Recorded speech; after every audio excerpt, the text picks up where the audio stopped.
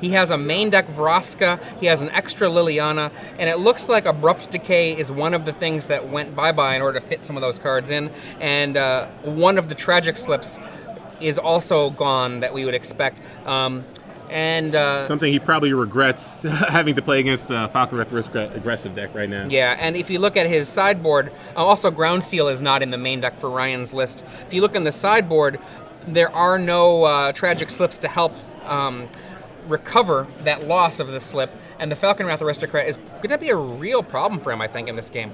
Yeah, he has 3 Pillar of Flame, which is going to help early on.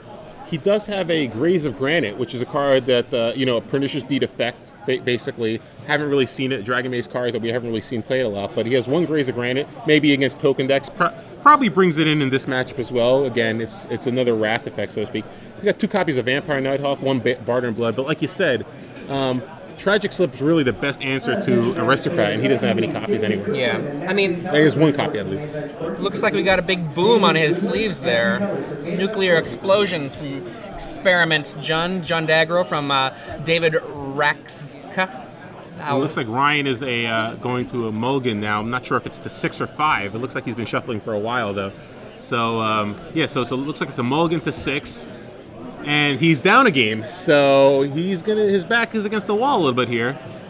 And David can get those aggressive starts that it's tough for most decks to deal with. He doesn't have Burning Tree. I'm really surprised he doesn't play Burning Tree. It seems like it'd be a perfect card in his deck with cards like Experiment 1 and Gyre Siege.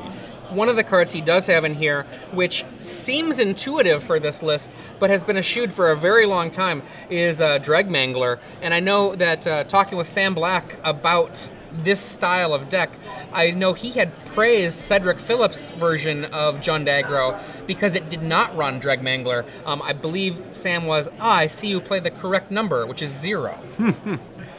Yeah, I think Dreadmangler is one of those cards that it's fine. It may not be powerful enough, but even like, I would rather have Burning Tree Emissary. If Burning Tree Emissary is so good as a follow-up to Experiment 1, and you also have Gyre Sage in deck, so being able to go turn 2 Gyre Sage, turn 3 Burning Tree Emissary into an Aristocrat is awesome. It's another way you can go turn 3 Aristocrat, which is so powerful in this matchup. And it's a human that you could sack to it.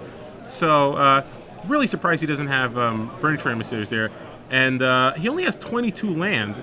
So I'm kind of surprised that he's topping out Thundermaw Hellkites. A lot of the Jund aggro decks with kind of that few mana probably don't have as 5 drops in their deck, because you can't really cast them reliably. Yeah, well, one of the things that Cedric did is that in Cedric's list, he ended up being handed a deck list. In Cedric's list, he ended up using Borderland Ranger to get up to that mana count, and I don't think that we see any Borderland Rangers here. Yeah. So, I mean, this is, in a sense, we're talking about a little bit of greed.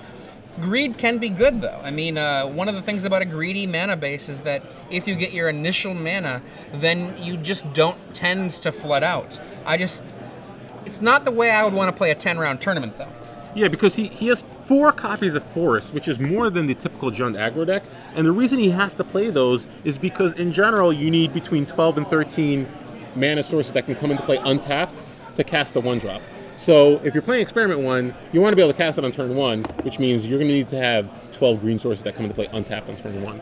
And the game begins. Yeah, like you said, it's a little greedy, but if you draw your mana and you draw the right combination of cards, it doesn't really matter how greedy you are. So, oh wow. Ryan Mulligan's to 6, and he has to pass with just an Overgrown Tomb in play. Not even a red source, so he can cast the Pillar of Flame in his hand.